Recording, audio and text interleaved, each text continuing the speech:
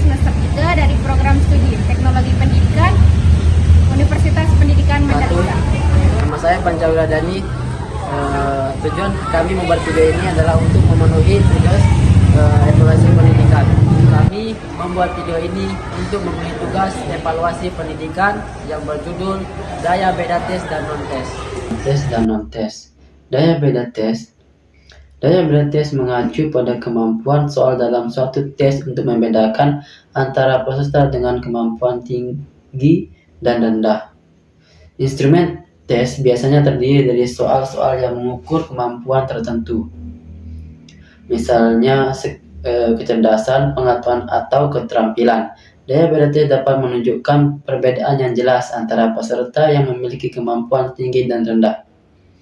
Sedangkan daya beda non-tes mengacu pada kemampuan instrumen non-tes, misalnya angket, skala sikap, wawancara, untuk membedakan karakteristik tertentu seperti kepribadian, sikap, atau minat. Daya beda non-tes dihitung menggunakan analisis statistik seperti uji korelasi, item total, atau analisis faktor untuk melihat sejauh mana item dapat membedakan individu sesuatu dengan variabel yang diukur. Skala daya beda tes. Contoh skala daya beda tes. Total peserta sama dengan 40 kelompok atas bawah masing-masing 20 orang. Dan J atas sama dengan 16 kelompok atas yang menjawab benar. Dan J bawah 8 kelompok bawah yang menjawab benar. Penyelesaian D sama dengan J atas kurang J bawah per N kelompok. J atas sama dengan 16, J bawah sama dengan 8. N sama dengan 40, D 16 kurang 8 per 40 bagi 2. D 8 per 20, D sama dengan 0,4. Introspeksi sama dengan D 0,4, artinya daya bedanya sangat baik. Skala daya beda non-tes. Contoh skala daya beda non-tes. Total peserta 40 orang. Rata-rata kelompok atas 85. Rata-rata kelompok bawah 65. Standar deviasi total 10. Penyelesaiannya D sama dengan rata-rata kelompok atas, rata-rata kelompok bawah per standar divisi total. Substitusi nilai. Rata-rata kelompok atas M2 sama dengan 85, rata-rata kelompok bawah MX sama dengan 65, standar deviasi total SD sama dengan 10. D sama dengan 85 kurang 65 per 10. D jadinya D 20 per 10 sama dengan 2,0. 2.0. Rumus dan contoh daya beda tes. Daya beda tes dihitung dengan rumus D sama dengan XT min XB dibagi X max min X min. Dengan D sama dengan daya beda tes, XT sama dengan nilai rata-rata kelompok yang lulus atau mendapatkan skor tinggi. XB sama dengan nilai rata-rata kelompok yang tidak lulus atau mendapatkan skor rendah. X max sama dengan nilai maksimal yang bisa dicapai pada tes. X min sama dengan nilai minimal yang bisa dicapai pada tes. Rumus dan contoh daya beda non-tes.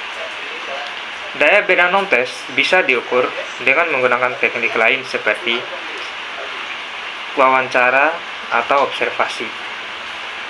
Meskipun tidak ada rumus statistik yang serupa dengan daya beda tes, daya beda dalam non-tes seringkali diukur dengan menganalisis variabel yang diamati atau dinilai. Contoh dalam konteks wawancara. Dalam seleksi pekerjaan, perusahaan mungkin menggunakan wawancara untuk mengevaluasi keterampilan komunikasi calon karyawan.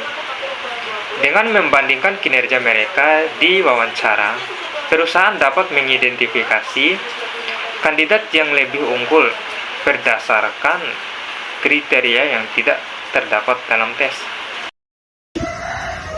Kelebihan dan kekurangan daya beda tes. Kelebihan: mengidentifikasi kualitas soal dengan gaya beda, kita dapat mengetahui soal mana yang efektif untuk membedakan peserta berdasarkan kemampuan. Yang kedua, meningkatkan validitas tes. Soal dengan daya beda tinggi berkontribusi pada validitas karena lebih akurat dalam mengukur perbedaan kemampuan antara individu. Yang ketiga, memudahkan perbaikan soal. Kekurangan: yang pertama, tidak mengukur semua aspek soal. Daya beda tes hanya menilai kemampuan soal untuk membedakan kemampuan peserta, tetapi tidak mempertimbangkan aspek lain seperti reliabilitas dan validitas isi. Yang kedua, bergantung pada kelompok sampel. Nilai daya beda sangat dipengaruhi oleh distribusi kemampuan kelompok sampel. Yang ketiga, kesulitan dalam pengembangan soal. Kelebihan dan kekurangan daya beda non-tes. Kelebihan: mengidentifikasi keberagaman responden. Instrumen non-tes dengan daya beda tinggi dapat membedakan individu berdasarkan karakteristik non-kognitif seperti sikap, minat, atau kepribadian sehingga berguna dalam penelitian sosial dan psikologis. Yang kedua, meningkatkan validitas instrumen. Daya beda non-tes memastikan bahwa setiap butir item relevan dengan konstruk yang diukur sehingga meningkatkan validitas isi instrumen. Yang ketiga, menyediakan informasi mendalam.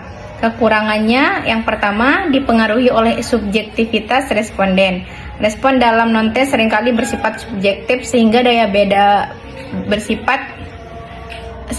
beda dapat terganggu jika responden memberikan jawaban yang konsisten atau diinginkan social desirability bias. Yang kedua, kesulitan dalam pengukuran dan objektif. Daya beda non-tes sulit diukur secara objektif karena melibatkan atribut psikologis atau sikap yang kompleks. Yang ketiga, kesulitan dalam standarisasi.